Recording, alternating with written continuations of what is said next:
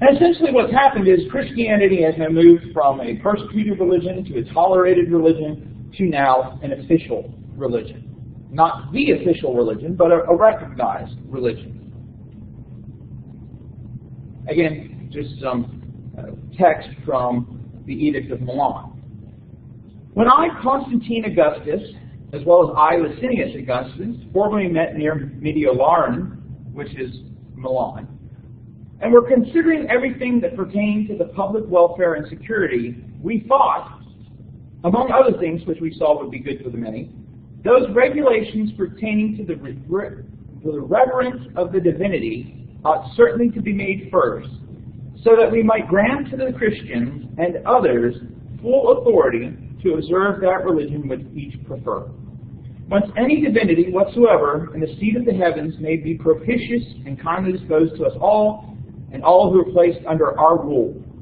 And thus by this wholesome counsel and most upright provision, we thought to arrange that no one whatsoever should be denied the opportunity to give his heart to the observance of the Christian religion, of that religion which he should think best for himself, so that the supreme deity, to whose worship we freely yield our hearts, may show in all things his usual favor and benevolence. Therefore your worship should know that it has pleased us to remove all conditions whatsoever which were in the rescripts formerly given to you officially, concerning the Christians, and now any one of these who wishes to observe the Christian religion may do so freely and openly without molestation.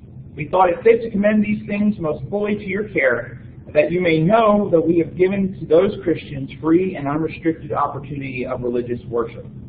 When you see that this has been granted to them by us, your worship will know that we have also conceded to other religions the right of open and free observance of their worship for the sake of the peace of our times, that each one may have the free opportunity to worship as he pleases.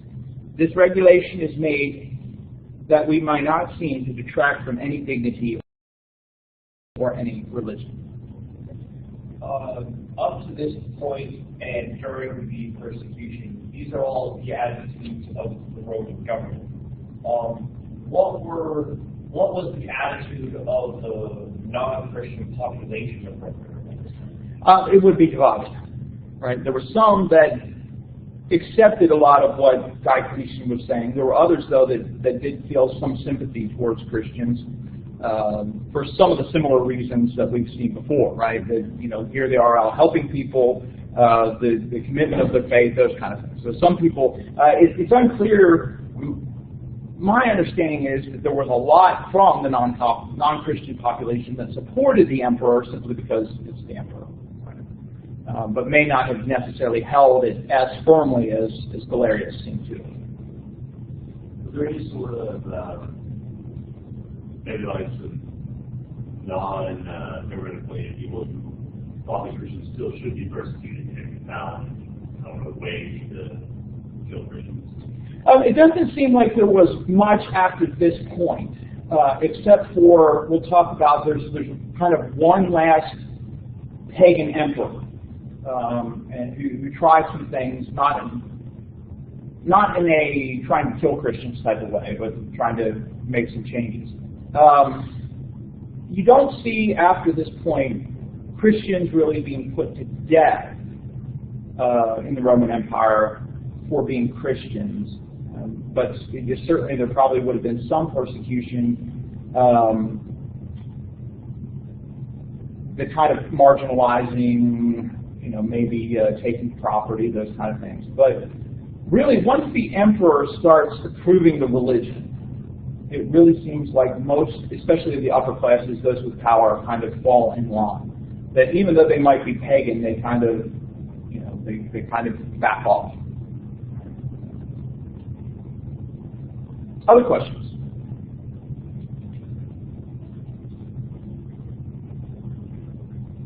Now, Licinius is monotheistic, but he's pagan monotheistic. And so, even though they signed this edict, there's a little bit of persecution that he'll engage in after this time as well. And so finally, Constantine decides that he's done with Licinius, right? He doesn't need Licinius, right? And so the two of them will engage in battle. The war seems to be more of a political maneuvering than Constantine trying to help Christians or any sort of policy towards Christians. It's more about it's a struggle for control, which Constantine wins. And he will move his capital to the city of what was then called Byzantium. He will rename it Constantinople. It's modern-day Istanbul, is the city we're talking about. Now, there are a couple of things that are suggested as to why he moves the city, why he moves the capital. One of the ones that seems to be perhaps likely is that Constantine tries to encourage the aristocracy to become Christian. And while some will because of the emperor, a lot of other pagans will essentially refuse, right? So there's not as much success that Constantine has in trying to encourage this. And so probably that motivated the move to Constantinople, where the eastern part of the empire might have had a different attitude. One of the first things he will do in Constantinople was build a church in honor of the apostles. In the latter part of his life, it appears that he will eventually shift more towards intolerance towards paganism. And so there'll be a couple of policies that he enacts that will suppress paganism, some temples that are destroyed, particularly in the eastern part of the empire. But prior to that point, there are a lot of questions about Constantine and what's going on with him religiously in the midst of all this. How is this, is this a true conversion that's taking place? But we have to pause here and think. Constantine is going to have this huge impact on Christianity. Persecution is going to cease. Christians are going to receive favorable treatment. There will become kind of an official theology, we'll talk more about this on Thursday, an official theology that supports the idea of the empire, which is quite different than what had existed before. Because before, you're not in power, but now Christians are welcomed into the empire. You have perhaps one of your own, or at least he's claiming to be one of your own, at the top. And then also, as we'll see later on, the worship practices of the church will also change, because it will begin to match the pomp of the imperial court. Right? So all the ceremonies and things that are related to the political sphere begin to bleed over into the religious sphere as well. But was Constantine a Christian? Some have claimed yes, he was. Certainly, there were a lot of Christians during that time that claimed he was a Christian. Others, however, have suggested, well, Constantine was more a politician.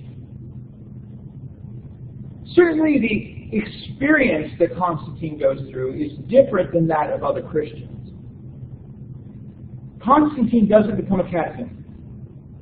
And so he doesn't, for 2 to 3 years, study Christianity before being welcomed into the church, being baptized. In fact, he won't even be baptized until his deathbed. Most Christians, or most people when they became Christians, were under the leadership of a bishop or a teacher of some sort. Constantine doesn't do that. He doesn't place himself under the authority of a bishop. In fact, he kind of presents himself as a bishop of bishops. So he's kind of claiming a superior authority for himself.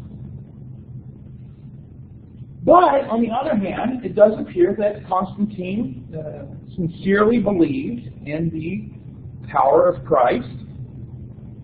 Obviously, he does put the symbols on his soldiers' shields. His official standards will bear the sign of the cross or the key row. So he believed that Christ had power. And whatever happened before Milvian Bridge, he does seem to give the responsibility of that, or the reason for that, related to the Christian God. He seeks the favor of the Christian God. But there are some ways in which it appears that Constantine probably, especially early on in his becoming emperor and being connected with Christianity, appears to have made some sort of connection between the Christian God and Sol Invictus, the unconquered sun, the sun god, which is the deity that his father worshipped. Right? So, growing up, he probably had a tendency towards monotheism, which a lot of worshippers of Sol Invictus had, which he's now kind of transferred over to the Christian God. On the other hand, he will be named as the Pontifex Maximus of the traditional Roman religion. And he's kind of the high priest of paganism. He will consult the oracle of Apollo. The traditional Roman religion remains the official religion. Right? And so there does not appear to be any effort by Constantine to make Christianity the official religion of the empire in any comprehensive type of way.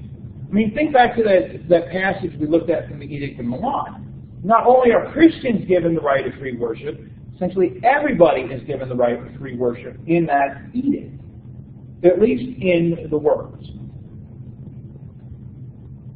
The army is commanded to worship Sol Invictus by Constantine, but they are to do so on Sunday. And it seems like Sunday becomes a day of rest under Constantine, which has to be due to the resurrection, the first day of the week, how important that is to Christianity. But again, it's still connected with this sun god. So, what is Constantine doing here? On the other hand, the Lateran palace that belonged to Constantine, he donates to the church. The bishops, especially in Rome and in Constantinople, will receive guards, right, so protection. Pagan temples are robbed, and the proceeds are given to the church. As late as 320, the year 320, on one side of the coins created by Constantine, the key row is on the one side, and Sol Invictus is on the other side. Right? And so you have both of these different symbols. After the conquest of Licinius, though, you begin to see some of these changes.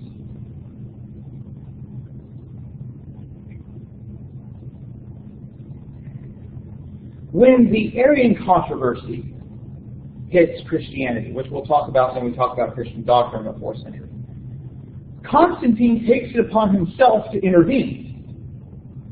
And so here he is, a political leader, getting involved in a religious matter, a theological one. And it does not appear that the main motivator for all of this is, wanting to find the right answer. What's the orthodox answer? Instead, what it seems to be is that Constantine is more interested in keeping peace.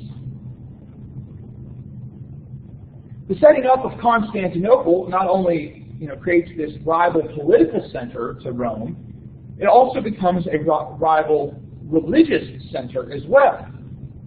And so as we're seeing this, we're seeing splits beginning to deepen between the Western Church and the Eastern Church, some things we'd already talked about, but now this is kind of further along. And with this, of course, more institutionalization occurs as churches and state start to mirror each other in a variety of ways. So was Constantine a Christian? Well, how do you define that? I mean, what would it take? This isn't a rhetorical question. What would it take, do you think, to answer this question of whether or not Constantine was truly converted, let's say?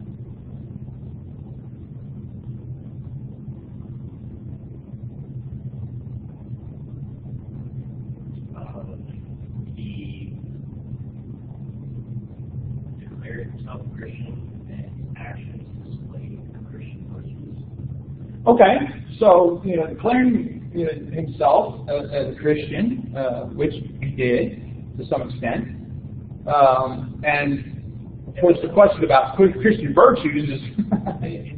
It doesn't sound like he was very clear about it. It doesn't sound like. It sounds like he was trying to play the positive notes to get people on his side. It sounds political. Yeah, and that's probably where I end up on this as well. Is that not to doubt his sincerity, but it's so easy to say this looks like a political maneuver. I mean, when you're saying raiding pagan temples to become Christians, you don't necessarily see that as stealing from someone else. To even support something good is not Christian in practice. It does not get your Yeah, that's one of the things with but on the other hand, though, we're talking about, at the very least, let's say, an immature Christian. Right? Isn't there the possibility that this is Constantine trying to work out what it means to be a Christian, and because of his heritage, he's been raised pagan, and so he's trying to figure out how these things kind of work together, and so maybe it's not the best, but he's making mistakes. Yes, stealing is sinful, but he's making mistakes versus. On the other hand, it still looks to me when you talk about these coins being minted with a pagan symbol on one side and a Christian symbol on the other, it's very easy to look at that and say, right, he's trying to keep the pagans happy, he's trying to keep the Christians happy, he's trying to keep everybody happy. And so it's a really kind of complex issue. Now, if we place the weight of Christianity or the identity of Christian on baptism, then certainly Constantine doesn't become a Christian until close to his death, because he's not baptized. Which makes you wonder, all right, other people who were becoming connected with Christianity during this time delayed baptism, but they delayed it so that they could be taught.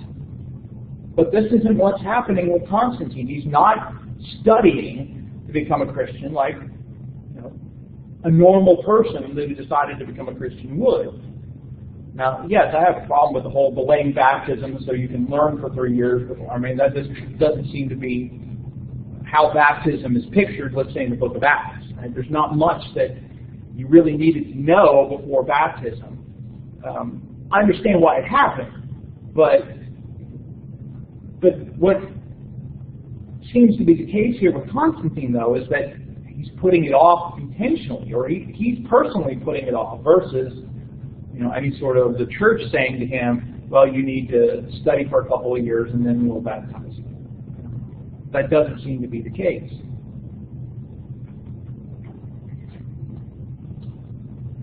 Any questions or comments about Constantine? So we have this question. Yeah, that's true. I mean, a lot of what would be the interior experience, let's say, of people in the past becomes very, very, essentially almost impossible to determine. Right? And so when he's doing these things, what is he really thinking, feeling? Does he think of himself as a Christian, or does he think of himself as, I'm trying to maintain this order, or does he think of himself as, or being, it's more complicated than just one or the other, right? And so he's kind of mixed it all together. Would you say that his influence really engineered a lot of the structure that came with a lot of the Christian religion, like the Catholic Church, cathedrals, that kind of thing? I think that and this is why I started off by saying how important this period is. I think that his influence leads to the crystallization of several of those things that were already in place, right? So we already see kind of a hierarchy developing, but when Constantine becomes emperor and then Christianity is kind of an officially recognized religion and will become the official religion, those developments increase rapidly as the church begins to mirror the hierarchy of the Roman state. And so I would say that some of those things were already kind of in infancy, right? Even back in the 2nd and 3rd centuries, but they're brought to fruition in Constantine.